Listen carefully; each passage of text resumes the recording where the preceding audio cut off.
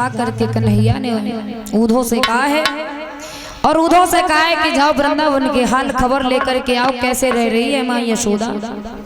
रथ दे दिया है, वस्त्र दे दिए हैं, और ऊधो चले ही वृंदावन में। जैसे ही ऊधो पहुंचे, क्या देखा है, बाबा नंद के यहाँ जैसे ही पहुंचे,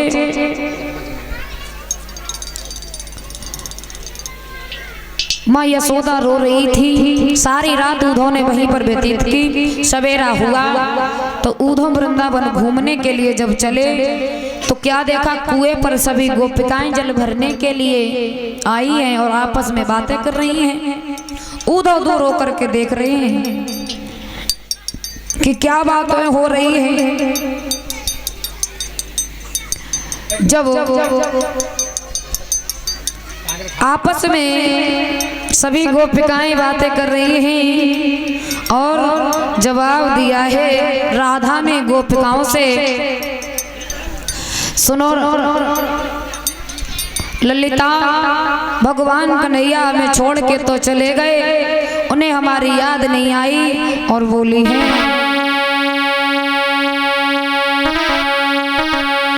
कि छोड़ने वालों से कोई कह दो जरा, छोड़ने वालों से कोई कह दो जरा, इस तरह दिल दुखाने से क्या फायदा, इस तरह दिल दुखाने से क्या फायदा।